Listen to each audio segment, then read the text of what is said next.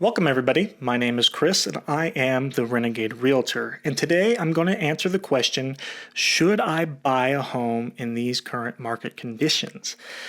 Now, this question a lot of times comes from new home buyers or first-time home buyers, but it can also come from experienced buyers as well. But there's some things you need to know in order to answer this question. The first thing you need to know is that, as I discussed in my last video, or really my first video ever with Cosmos Bellings, is that since the pandemic, prices have shot up. The average price of a home has shot up 17%. So the average price of a home across the board, across the United States, is $350,000. Yikes, that's a big bump. It won't last forever, but that's just the reality of what it is now. The second thing you need to know is that those who are succeeding, who are purchasing homes, who are able to purchase homes without too much trouble, are usually those who have cash in savings. They're not just rich people, but people who have a good amount of savings. When will this thing end? Well, the reality, it's uncertain when this housing bubble will end. And some say it may be around the middle of the summertime. Others say it may last into the year 2022. Why is this happening? Well, there are multiple reasons why. For example, I live in the state of Florida, and I live in a town that is half a military town. And so because of that, the federal government has sort of stopped the transfer of personnel from base to base, or significantly reduced it. And so a lot of military, at least in my town, are not moving very much. And if they're not moving, their houses aren't on the market. And if their houses aren't on the market, that means there's a smaller, at least in my town, a smaller supply. And therefore, prices are going up because right now there are more buyers than there are sellers, and that creates a competitive market. There are other reasons for this as well that may be different from my home state of Florida and across Florida, but across the United States as well. For example, many people's in the companies they worked for stopped transferring people as well, and people were not looking for new jobs or opportunities, and they were staying at home and working, a lot of them. And if you're staying at home and working and you're not moving, that means, again, the same sort of thing with the military. There are less houses on the market, and there are more buyers who need to buy, and the competition is really fierce because as you know, the cycle continues. That, and you compound on the fact that there have been some people in the recent years, according to the census, have been fleeing certain states and going to other certain states for better economic opportunities, tax reasons, and freedom that they may not be enjoying from the state that they came from. They're hitting up places, especially more rural and suburban areas, and that's driving up prices as well. So all that aside, the first question you have to answer or ask yourself really is, do I even need to purchase a home? There are people right now, and it happens all the time, especially with first-time home buyers, who at this very second are living their lives. They live at home with mom and dad, or they're in an apartment with roommates or whatever, or maybe they're alone in an apartment. It doesn't really matter, who never really considered buying a home. But they'll go to bed tonight and they'll wake up tomorrow morning and go, you know what? I'm ready to purchase. I'm ready to buy.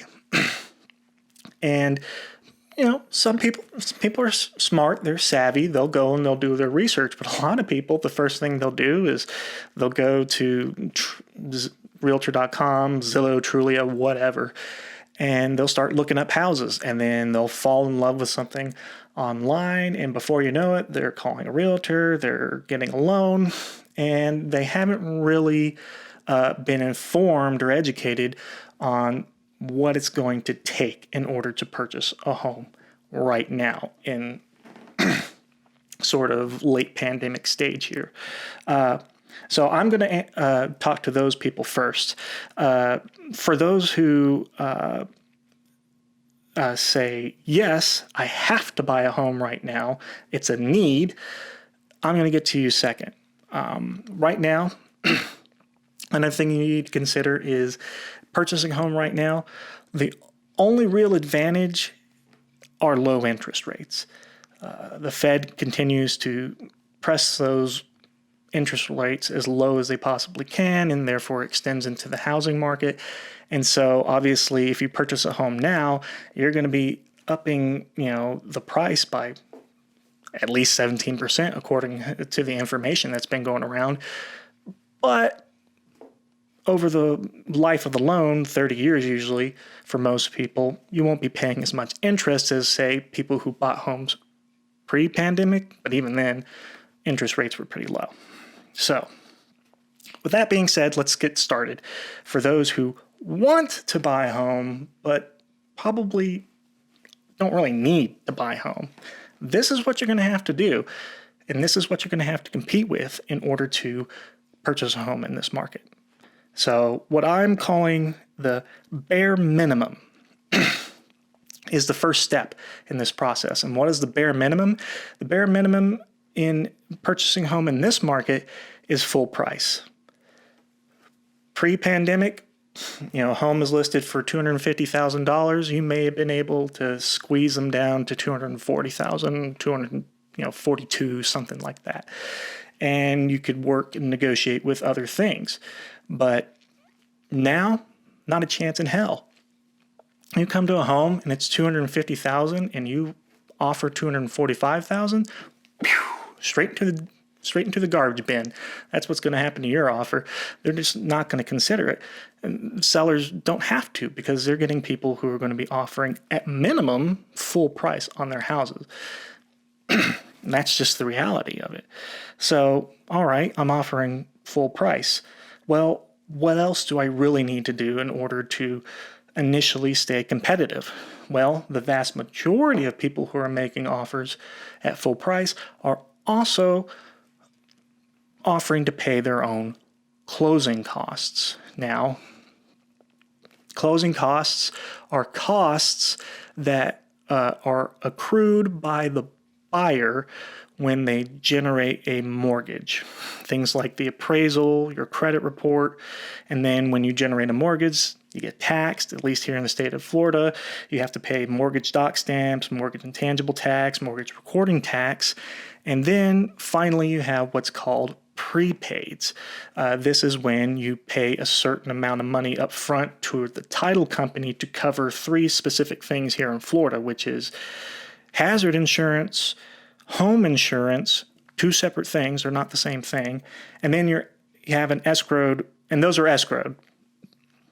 And then you have your escrowed property tax for a month. So basically those three objects, the reason why you have to pay them at closing up front is because the title company pays your first mortgage payment and your insurance payment and stuff like that for you on the first month before then they start directly charging you. These are altogether are typically called closing costs and prepaids. And pre-pandemic, you used to be able to get sellers to oftentimes do what we call closing cost assistance. And essentially you offer them $250,000 and you say, hey, can I get $3,000 to cover my closing costs and prepaids? And essentially what happens is what it looks like on paper is you're given $250,000 to the seller, and then they essentially give you $3,000 back at closing, and that money is used to cover your closing costs and prepaids.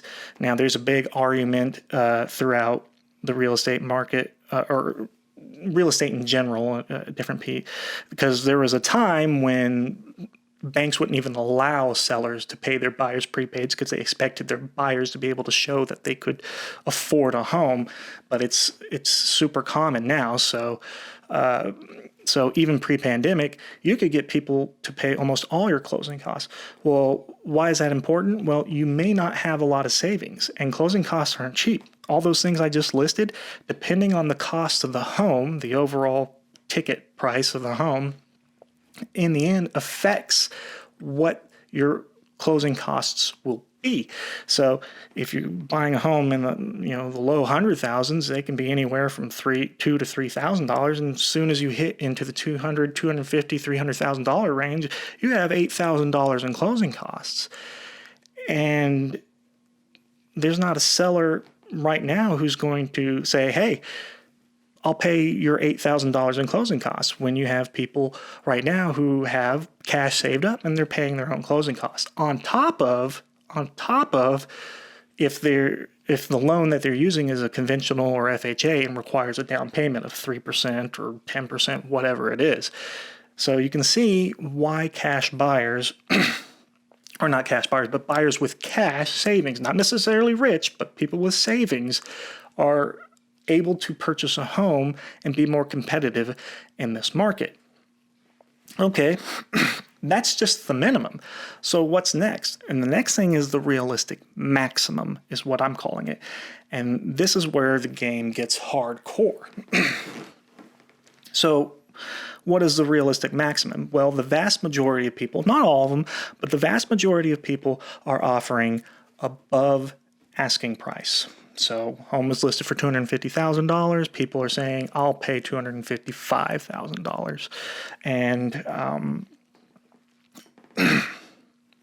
we'll get to the appraisal in a minute, but basically what's happening in the market is that we have people who are offering ridiculous amounts of money over asking in order to beat out their competition. For example, if you check out my first video, I mentioned, and we've already closed, I listed a house for $280,000. That was the market value according to the comparables that were available at the time. It went on the market, and then I got almost 10 offers on the house for the seller, and one of them was for $40,000 over asking price. $40,000 over asking price.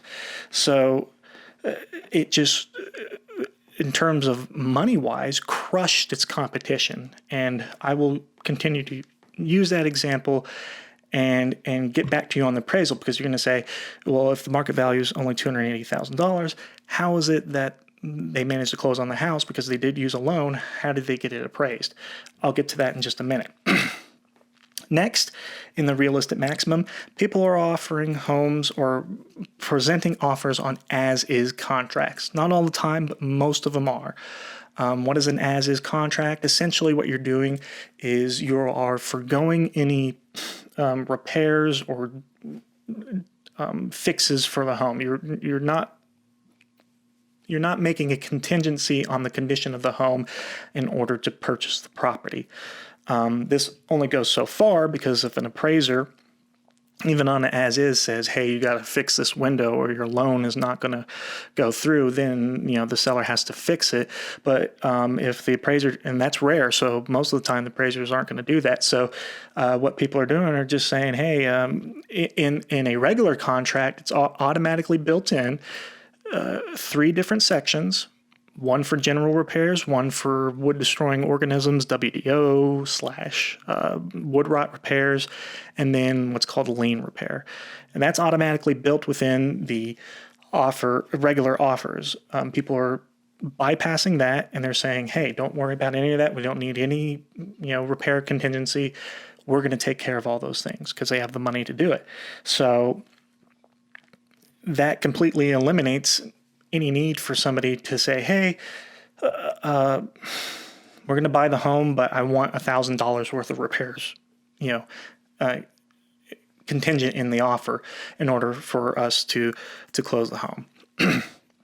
And so people are just bypassing that. And so if you're somebody who's writing an offer and you put in there, you want, the way the contract in Florida works is it's an automatic 1%. So people will write more, but you can input a custom amount. And even if you put in $500 to $1,000, people are just skipping right over that because they'll just go to the next offer where people are writing in zero, or they're writing on an as-is contract.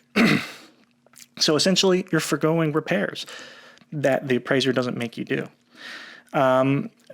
The next maximum that people are doing in order to be competitive is they're paying what is traditionally a seller's cost. When you write an offer, you have to pick a title company, and that title company will sort of manage the closing and things like that, and get the deed recording and all that stuff done. And with that comes related title fees for the company, and that runs in a few $100s, or so or more. So it's not a whole bunch, but buyers are covering that cost, even though traditionally it's something that the seller usually pays for. Next, and finally, I'm going to get to the appraisal right now.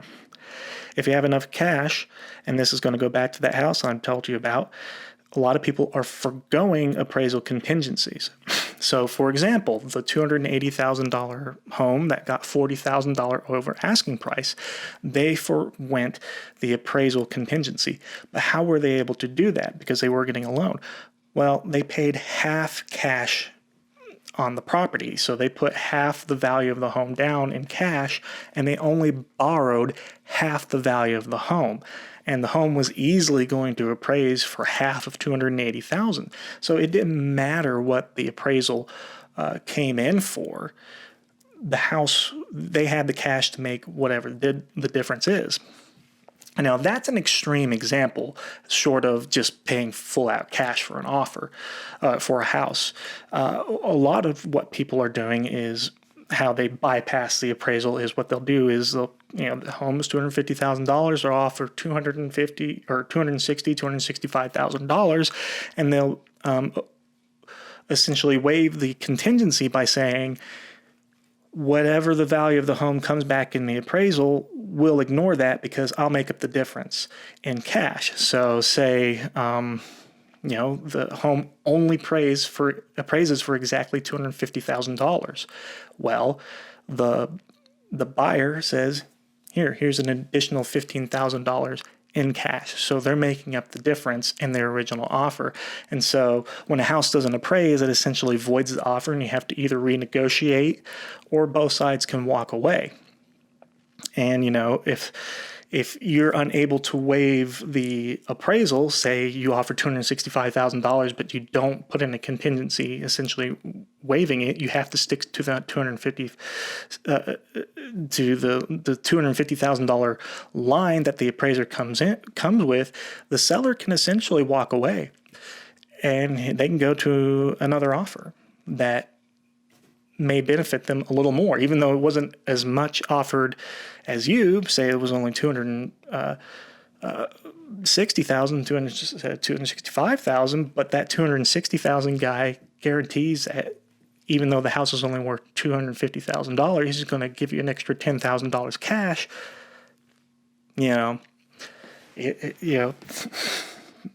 That can happen.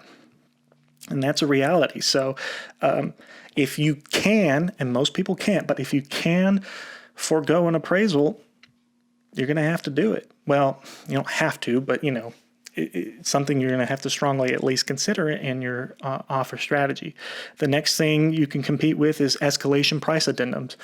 And essentially what happens is, Joe Blow makes an offer for $255,000 on a $250,000 home. You come in and say, I'll offer $256,000. You wouldn't know what Joe Blow's offer is anyways. But what it does is Joe Blow has that escalation addendum, and basically what it says is if somebody offers even $1, say, more than me, then my offer will automatically increase to an X number. So say Joe Blow says if somebody offers $250,000 or $255,001, then my offer will automatically increase to $260,000, a $5,000 jump up to X amount, 200. Let's say he'll go all the way up to 265. So an increase from 250 to 265. So he's willing to go as high as 15,000 over asking. those are things that you could end up competing with too. So you don't really know what the other guy has. So that's something to consider. And in the case, again, with my home that I listed for $280,000, we had 3 price escalation addendums. But they were just blown out of the water. Some of them, I think one of them was up to about $15,000 over, but asking was their cap, but they still got blown out by somebody who offered 40,000 over. So, that's just kind of the reality.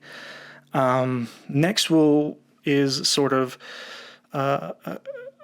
and a final sort of payout scenario is when is another worst case sort of thing is dock stamps on the deed. There are buyers who have enough cash that they're also offering to pay another seller's expense, dock stamps on the deed, which is essentially a tax. Just as they tax your mortgage, here in the state of Florida, they tax the selling of the home. So essentially, the deed transfer, essentially what it is the exchange of the deed and your selling of the house. Uncle Sam gets his cut as you transfer, deed from one hand to the next.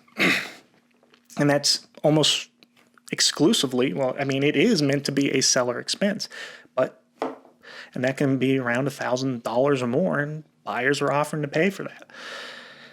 And then finally, the final one that you'll compete against, which is rarer, but it has some advantages, is a full price cash offer. Now, typically people think of cash as king, but in the end, cash still has to, for a lot of sellers, make the bottom line bigger than its competitors. So there are people who offer full price cash offers, but still lose to somebody with a loan, because ultimately in the end, the person with a loan has a better bottom line for the seller than say somebody who gave them an offer with cash. But the advantages of cash is twofold. It automatically, they don't even have to put in an appraisal contingency. There's no appraisal at all. So you don't have to consider an appraisal at all. There's no need to put a contingency on it, because when you pay cash, there's no lender to appease with an appraisal. So that's automatically out of the way. But the next advantage that cash has is if you're in a hurry. The average loan will take anywhere from 30 to 45 days in order to close the property. But a cash offer, you can easily close a house within 2 weeks, sometimes even less than that. So if you're ripping ready to roar and get out of the house, you can be out in less than 2 weeks, cash in hand, even if you have to pay off a loan. So that's also really tempting, and it's really cash offers are usually really clean as well. So there's not as much to fiddle around with. So that's what people, if you have to or don't have to, if you don't have to buy a house, that's what you're competing with. So I'll get to you in a minute. So this next section is for those who absolutely have to buy a house in the current market conditions, whether they like it or not. It's just reality. Just because a lot of the market is shut down doesn't mean all the market was shut down. And there's still people who had to move. Even in the military, they still got transferred, at least inside here to Florida, but into other jobs. People are still moving in here, whether they have to or not. So this is my advice on how to navigate. And this is hopefully advice that your realtor has given you. And a lot of this is just obvious common sense. And the first piece of advice is always put your best offer forward. Every time. Every home you make an offer on, put your best offer out there. If you hold back, you risk losing out on the house. So you have a $250,000 home you want to make an offer on. You could offer $260,000. You have the ability to do it, but you just, you want to roll the dice and see if you can save yourself an extra $5,000. So you say, I'll only offer $255,000. You could offer $260,000 for the home, and it's not too unreasonable. It sucks, but it's not the end of the world, an extra $10,000. But then you lose out.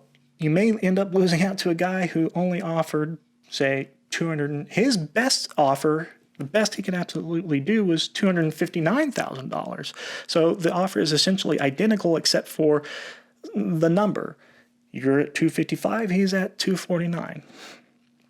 But you could have offered 260. So you essentially lost the house over $1,000. Now, the reality is most of the time you'll never really know how much you lost by. But, keep that in the back of your mind, am I holding back or am I doing my absolute best? But the thing you got to keep in mind, though, is that if you are offering the absolute best each and every time, but you're still losing, just remember there's always going to be another home. That's just the reality. People are going to move. And so, you put out 8 offers or something and you just keep losing. Look, I get it. It sucks. It's stressful. It's stressful for even your realtor, because, people like their customers and they want them to be happy and they want them to succeed and get the house that they want. And so, it wears on everybody. But you just, if you have to buy a house, you just have to keep pushing forward. And you got to try to maintain a positive attitude. And remember, just keep putting your best offer forward. You're eventually going to hit it. There's no such thing as the one house unless you personally design it. And I've never met a person who built a custom home who didn't, after building it, think, man, I should have added this. So, keep that in mind. Which will tie into this next one. You might have to compromise. You may really, really badly want a 4-bedroom, 2-bathroom, 3-bathroom home, but maybe you're just not, because of the price range or whatever, you're just not able to truly compete with other buyers for 4-bedroom, 3-bath, 2-bath homes, whatever it is. So you may have to compromise and go down to a 3-bedroom, 2-bathroom home. And you may be more competitive there. Again, it sucks, but, that's just kind of the reality. If you have to buy, you're probably going to have to compromise a lot more on purchasing a home than you would in a far more open market. And then finally, and realtors are going to poo-poo at me about this, but boy, I've never seen it work. And that's the letters. Typically, the letters are essentially either sob stories or sort of ass-kissing sort of letters. I love your home, it's so beautiful, and blah, blah, blah. Yeah, or grandma's sick, or I'm pregnant, or whatever. I totally get it, and it probably works 0.01% of the time. You have to think about it from the seller's perspective. If a letter comes with an offer, even if the offer is good, if the offer is still less than, say, someone else's offer, your letter essentially says, "Dear seller, please take less." And sellers, just like buyers and other people, they're rational people. They got their own families to look over. Besides, for all they know, your grandma's a serial killer and she's going to hell. So, but on a serious note, most of the time, most sellers connect letters with "please take less." Now, there are people out there who are willing to do that, but the vast majority of people are not. I mean, if your offer is $10,000, $15,000 less than somebody else's, I mean, think about it from the seller's perspective. That's $10,000 or $15,000. Are you really going to skip $10,000 or $15,000 for people you don't know, who could even be lying to you? And why do I bring this up? I'm not telling you not to write letters. It's just that, at least think of it this way. You may be setting yourself up for failure, at least personal negative feelings towards other people, because you'll put a letter in, and if you get your offer rejected several times over just because, you're just getting beaten out, you might start to create a sort of paranoid false delusion within your mind that people are just mean and cruel and they don't give a crap about you. The reality is they probably don't give a crap about you, but it's not because they're mean or evil people. It's because they're rational. So, I'd be careful about submitting letters. You might build up too much expectation. You might be watching a little too much HGTV. I will tell you every letter, I've only had letters written to my sellers two times for sure, maybe three times, and not a single one of them ever won. The only one that ever won was the 280,000 one. Again, it's interesting. And the only reason why they won, the letter was irrelevant. They were going to win anyways because they offered way over asking price. So the letter was pointless in that case. So overall, what am I recommending? What would I recommend to somebody who doesn't have to buy, but who wants to buy? Well, if you want to buy and you're totally willing to accept the reality, you're willing to play the game as it is, then, do what you want. You go for it. It's your time, it's your life, it's your money. But if you don't have to buy and you don't want to do any of these things, then just don't waste your time. Don't do it. Don't buy. Some realtors won't tell you that. Some realtors love wasting their own time with people who aren't willing to play the game. But I can tell you, you'll get ghosted by realtors. Realtors are not afraid to drop buyers. If you go out there and the realtor explains to you exactly what it is, the game plan you need to do, and you're on your fourth house and you keep offering $10,000 less, you're going to be churning through a lot of realtors. Some of people may not care, but the reality is it doesn't matter if it's a realtor, if it's a lawyer, or a guy flipping burgers at McDonald's, or whatever the job may be. Nobody likes it when their time is wasted, when nobody takes their work seriously. So my recommendation to you is, if you're not willing to play the game, don't buy.